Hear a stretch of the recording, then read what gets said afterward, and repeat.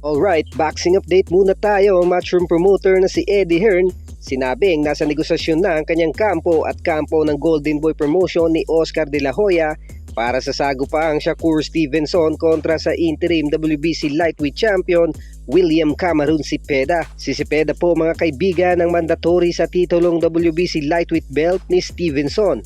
Matatandaang nakatakda na sana ang paghaharap ng dalawang boksingero, subalit hindi po ito natuloy dahil sa itinamong hand injury ni Cepeda kontra kay Tevin Farmer. At kamakailan nga mga kaibigan ay wagi ulit si Cepeda, rematch kontra kay Farmer. Humingi po ng rematch itong si Tevin Farmer dahil kung matatandaan sa una nilang laban ay nagawa nitong pabagsakin si Cepeda, subalit natalo siya via decision. Ito ang isa sa magandang laban na dapat abangan dahil ito pong si Cepeda mga kaibigan ay malupit din itong boksingero. Matindi po itong magpakawala ng mga suntok, tuloy-tuloy at mataas din ang stamina ng boksingerong ito.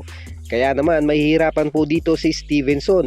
Hindi pwedeng takbo lang ng takbo ang gagawin ni Stevenson dahil ito pong si Cepeda mga kaibigan ay pressure fighter po ito at pasugod kung lumaban.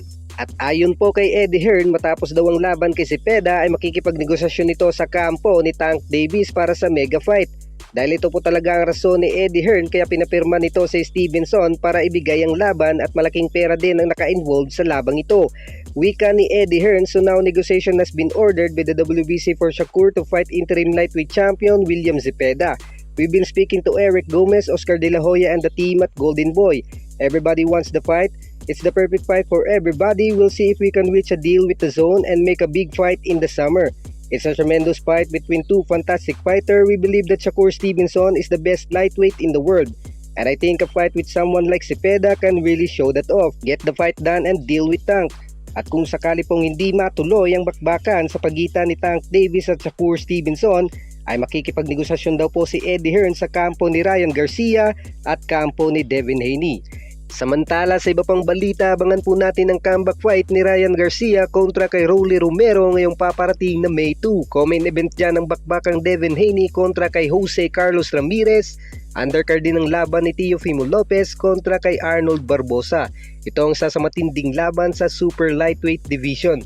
Yan lang po muna ang mabilisang updates. Para sa legit boxing news, huwag kakalimutang mag-like, subscribe at i-hit ang ating notification bell button para updated ka sa mga bago nating videos. Maraming salamat po.